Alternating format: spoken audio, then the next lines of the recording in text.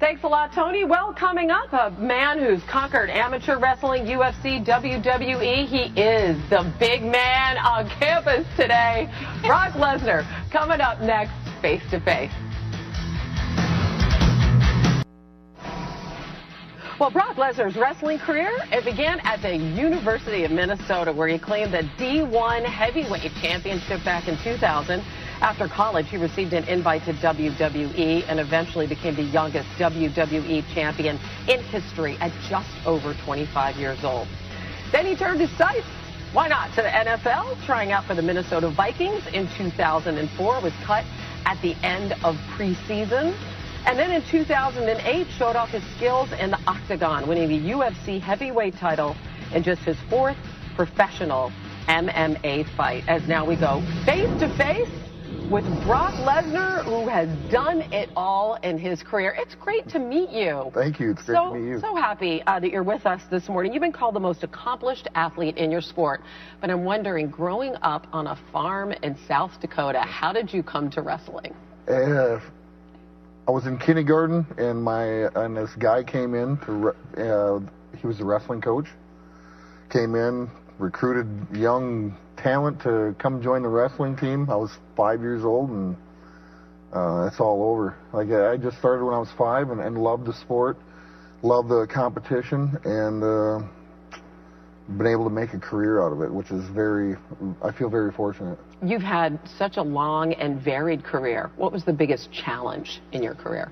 You know, lots of people have asked me that, but I think the amateur wrestling side of things and my most standout accomplishment, probably next to the UFC championship or the WWE title. All these things take great time and lots of hard work and effort, but being an amateur wrestler, and I wasn't that well of an accomplished wrestler. It took me many years to become a champion. You were runner-up the year before you became a champion. As a junior, yes. And so my championships as an amateur wrestler, I hold near and dear to my heart because it took so many years and so many hours of training. And out of college, why was WWE a great option for you? Why did you decide to go that route? I think it was, they pursued it well enough, and I had the opportunity to play some football, but there was just really no guarantee in that avenue as well. But I thought, you know what, I'll give this a chance. And the money. They offered me a developmental deal that I really couldn't turn down at the time. You know, I was a poor college kid. I had, believe it or not, I had student loans to pay off. I wasn't, you know, I had tuition fees and all that. I wasn't a full-ride student athlete. Such a different adjustment, though, right? You're growing up on a farm, and then you go to college, and then you're thrust into this world. What was the most tough part about that on a personal level? I think just being from South Dakota and then leaving South Dakota and going to Minneapolis and then catapulting and traveling the world, 36 different countries, being on the road 5-6 days a week. I wasn't prepared for that at all. I didn't grow up as a pro wrestling fan. I never watched any. You weren't? No, I never watched pro wrestling as a kid. The first time I ever seen pro wrestling or ever had the desire to even watch it was I was already a senior in college. When the company approached me and wanted me to participate with the program. So. You've been really forthcoming, too, about some of your struggles during that time, that you were involved in some substance abuse. I read a quote where you said there were like 2 years of your time during that time. You don't even remember? You know, I was on the road, and I was injured, and I was a champion, and I didn't want to quit. I had the no-quit attitude. And, yeah, Vicodin and vodka were my closest friends. Wow. And my closest enemies. Sure. So I seen the light at the end of the tunnel. I had to get out of the wrestling business back then to save my life, and I just wasn't happy. I wasn't happy at the time. It's not. I felt like a caged animal. Didn't want that. I still had a competitive nature inside of me that I had a calling. I had a calling to go back and compete again, and I didn't know what it was, but I tried the NFL. I think the NFL was more of an scapegoat just to get out and to say that I did it and I tried it. Really? I was on the Vikings practice squad for, I was the last guy cut from the team. They wanted to send me to Europe they wanted to keep me, but they couldn't. And I needed to brush up, and I needed experience, and they wanted to send me to Europe, and I didn't want to go. So. It wasn't in your heart to do that. No, it wasn't. And then the next thing I know, I got a phone call saying, "Are you interested in fighting?" And I said, "Absolutely," And I gave it a one-fight shot with a company out of Japan, and then decided I wanted to be in the UFC. And Dana White wouldn't take my phone calls. Wouldn't take your phone calls? No. Oh, tell me that story. So Dana White won't. I win my first MMA fight. Dana White won't take my phone calls from my lawyers and manager, and so I said, fine. Randy Couture was fighting Gabriel Gonzaga for the heavyweight title, and I said, we'll buy a ticket and we'll go to the show. And I bought a ticket, sat in the stands, watched the whole show. And at the end of the show, I jumped the guardrail and escaped a few security guards, ran up and tapped Dana White on the shoulder and introduced myself, and that's where the ball started rolling. That's one way to get his attention. That's one way, yeah. Right, kids, I don't recommend that. Kids, when you're looking for a job at home, maybe not that route, but something along those lines. That's a true story. You got to put yourself out there, and with everything that you had accomplished up to that point, it's interesting that you did that. What was your biggest takeaway from your time in UFC? What did you learn? Well, I had lots of trials and tribulations with health, and my very first few fights, I was able to feel settled, but not really, because you're competing and you want to be at the top of the game. I was still trying to prove myself because I was labeled as a fake wrestler, and I was labeled that I couldn't do this sport.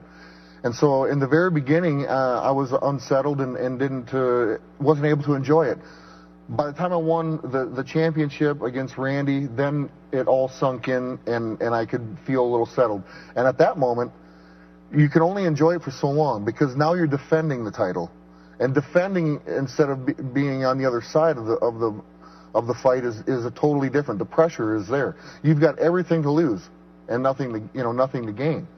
So once I started defending the title, then I started getting sick and didn't know what was wrong with me. I really couldn't enjoy the sport anymore. So really, by the time my career was over, and I knew in my heart that I didn't want to leave the octagon, but I was forced to leave. And the opponents didn't force me out of the octagon.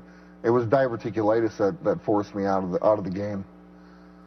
So you come back to WWE, and it's been an 8-year absence. How different are you now from when you were in WWE before? Well, I left the company, and then I didn't leave on very good terms, and then we reached an agreement, and I went out and I had a calling and made a name for myself. I'm outside of the company, and made some pretty good accomplishments, and I'm a different person now. I don't have to be on the road all the time. And I think Vince McMahon I can't be on the road all the time. That's just not my nature. I can't do that. It's not in my DNA to be away from my comfort zone. And he understands that. And we make this work. It's been a good relationship. And I get to come and participate in WrestleMania 32. Right, coming up. Yeah, so it's a big... it's a big accomplishment, I think both of us step back and look at each other, and we've both grown up a little bit, and we can kind of sit back and chuckle and move forward. I don't know if you're able to chuckle about this, but it's really hard to talk to you without bringing up that shooting star press. WrestleMania 19, 2003, which this video... I, along with many others, find remarkable. I mean, what do you remember about that moment? That moment, I was like, you know what, I shouldn't be up here. And then I thought, is this the same turnbuckle that we were just fighting in, because I lost footing, and it was hard enough time for me just to stand up there, because we were just wrestling in that turnbuckle, and unbeknownst to me, at that point, I didn't. I didn't get a full rotation. I landed on my head. Oh, I don't know how you finished. I'm a caveman, you know. That's a good thing. Right, you got that noggin. Yeah. Before I let you go, what do you see as your greatest impact in wrestling, in the sport of wrestling? What legacy do you want to leave? I don't know. I'm not much for legacy. I guess people have their way of remembering what I did or what. I'm not about accomplishments. I don't have a trophy room. I don't have I don't have any symbolic things. You're not that guy. I'm not a sentimental guy. So honestly, I can't even tell you where my UFC titles are, or my WWE championships, or my NCAA plaque, my heavyweight plaque. I don't even know where that is right now. But I do know one thing. How much money is in my bank account? There you go. That's the bottom line. WrestleMania 32 takes place this Sunday at AT&T Stadium in Dallas. You can see it on the WWE Network at 7 o'clock Eastern. It's been a pleasure. Thank you. Brock Lesnar. Thanks.